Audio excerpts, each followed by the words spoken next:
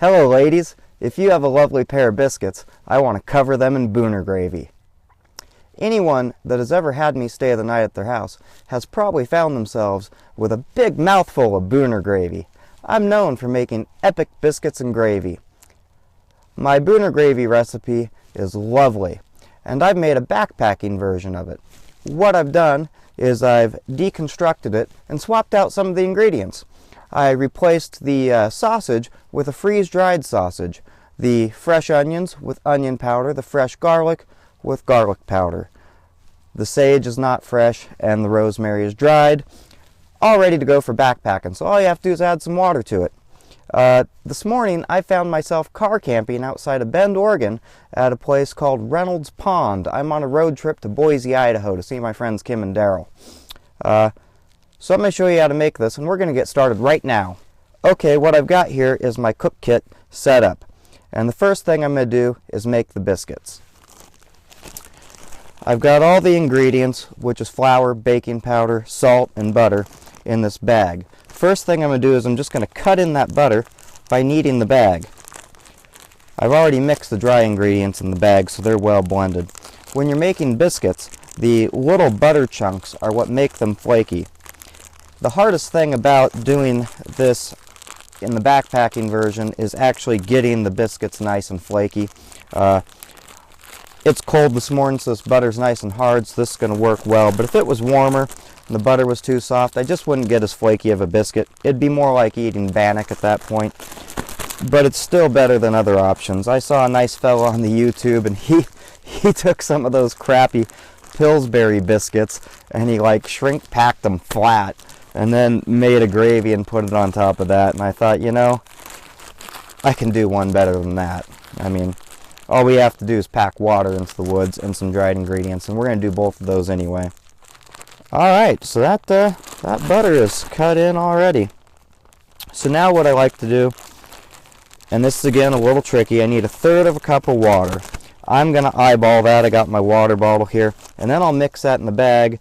Then I'll tear the corner off, and I'll use the bag as a piping bag to pipe it into the bottom of my cook kit. We're going to get this lit and get it preheated. We're looking for it to be about 400 degrees. This is also kind of tricky because you got to eyeball it.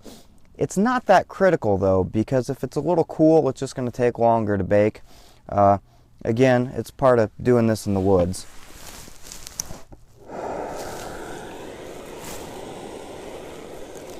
While that's heating up, we're going to eyeball 1/4 of a cup of water into this. I'm sorry, that's 1/3 of a cup of water. Again, like the temperature, if we get too much water, it's just going to have to bake a little longer, and that's not a deal breaker. When you're doing this in the woods, it's a little more done by feel than anything else. It's key when you're making biscuits to not overmix them. But again, since we're doing it in the woods, that's going to be a little trickier. You want to blend this till it just comes together into a dough ball. And I would say we're there. Mix it a little bit more just to make sure it's going to hold together. And it is. And you know, I'm going to change it up on you. If I made this too thin, I would pipe it in. This is actually the perfect consistency, so I'm squishing into a dough ball. And then we're just going to roll it out of this bag into the pot here. Now we're just going to turn this bag inside out to get our nice biscuit out of it. It's wanting to stick a little bit. We'll get our fingers into it a little bit. Oh, there we go. So you can see it's just a little bit dry in spots. That's actually typical of making biscuits. There we go. So now I'm just going to get that going right here in this cook kit. Hopefully I can do it without knocking this thing over. That's always kind of tricky. Oh, there we go. Gonna push that down flat. I like to keep these bandanas with me when I'm cooking like this. They're great for cleaning up, then you can just rinse them off with water. If you're by a water source, that really makes things easier. We're going to let that bake for about 5 to 6 minutes, then we're going to turn it over. I wonder where I set my coffee cup. I found my coffee. As you can see, that's sitting there baking away. The butter's starting to melt on top. I'm going to keep it covered. We're just a few minutes in. It's got to sit for about 5 and then we'll turn it. I'll utilize my sense of smell. If I smell it starting to get real toasty, or God forbid burnt, I'll go ahead and turn it. The trick I utilize for turning this, I just hold the top of the pan, I flip it upside down, and then I can take a look. As you can see, we're getting toasty already. So then, I'll use my auxiliary pot to help out with this. I'll just go like that. Then that goes on here. Now, I go like that again. It's turned over, as you can see. Go like this. We've just flipped it. That might seem like a bit of screwing around, but it ain't that bad. Since I could tell we are a little hot on the initial side, I've turned down the temperature a little more to give it a nice slow bake to make sure it's not raw in the center. Again, when you're baking like this out in the field, you do it a little bit by feel. As you can see there, the top of that's got a few dark spots on it, slightly more overbaked than what I'd consider ideal. But we didn't burn the shit out of it, so that's still going to be tasty. If you've seen my cook kit video, which I'll put a link to at the end of this video, you know that I use a 2-part kit. I've got my eating bowl or auxiliary bowl, which yes is an old dog dish, made out of stainless steel, nice rubberized coating. And then I have this MSR solo pot. I think it's 1.3 or 1.6 liters, I don't remember which. I can smell that starting to smell real toasty, so let's take a look at it. So you can see that's beautiful. I'm going to take and test it here to see if it's done all the way. This has been baking a while. I just showed you the other side of it. Now I'm going to stick this knife in it to see if it's done. As you can see, nothing stuck to the knife. That biscuit's done. We're going to turn it out into our auxiliary bowl. That's just going to sit there while we make the gravy. Now that this lovely biscuit is done, I'm going to take this bandana and just cover it up with it to help keep the heat into it. The bandana being fabric will also breathe a little bit, so it shouldn't get soggy because we'll want that crispiness on it. So we'll just cover that up, set it over there. Now it's time to make the gravy. So we need 1 cup of water for this gravy mix. Again, I'll have this recipe on my blog and I'll put a link to that down here in the description.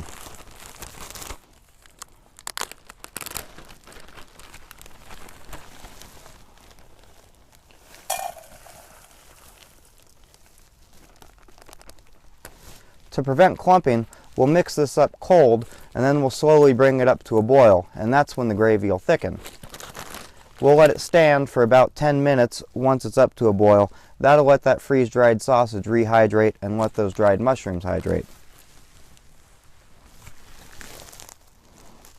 Now I'm going to eyeball 1 cup of water.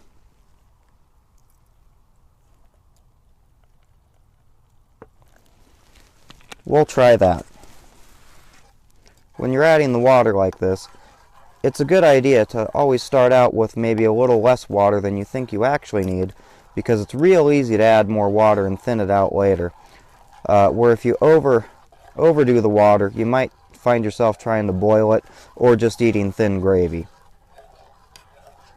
We got that all mixed up nice. Now that that's mixed up nice, we're going to put some heat on it, slowly stir it while it comes up to a boil.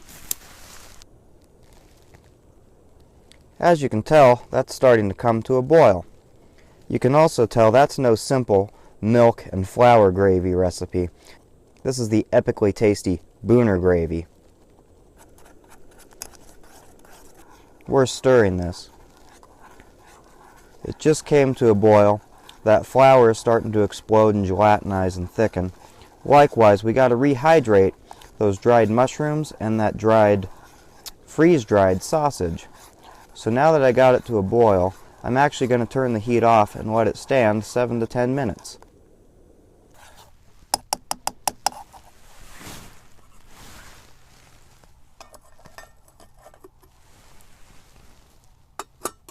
We'll just put a cover on that and let it sit for 7 to 10 minutes.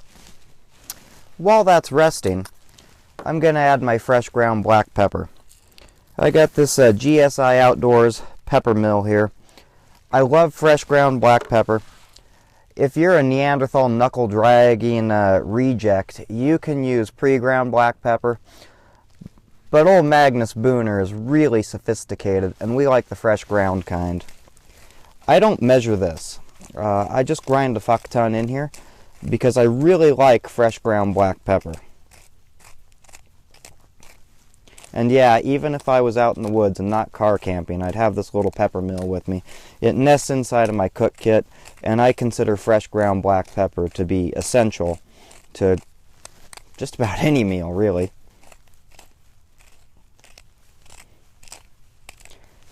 If I was measuring, I bet I've got, I don't know, I bet I've got 1/8 of a teaspoon, maybe a quarter. I like spicy, aggressively flavored food, so this black pepper with its earthiness and spiciness, I just love it. Shake that out, put the dust cover back on there, we're good to go. Okay, we've rested for 10 minutes, so let's get this opened up and give it a little stir.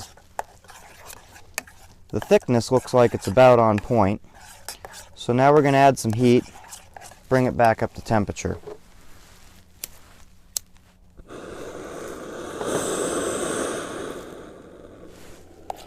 You can see that Böner gravy looks lovely.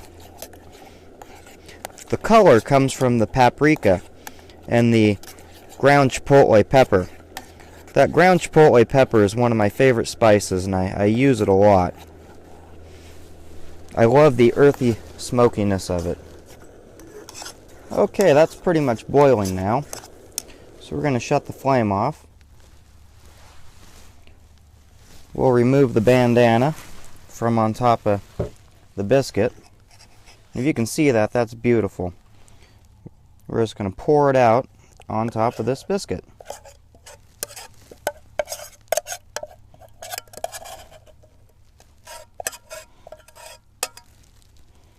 So there it is, a lovely dish of my epic biscuits smothered in Böner gravy. I'm going to get some coffee queued up here, and I'm going to shove this right in my mouth. Alright, I've got this epic, lovely biscuits and gravy here. Let's just go ahead and give that a little sample, shall we? Oh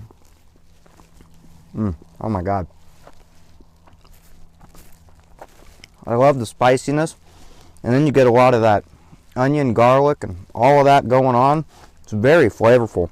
And the spice, the smoke. Oh my God, that is so good.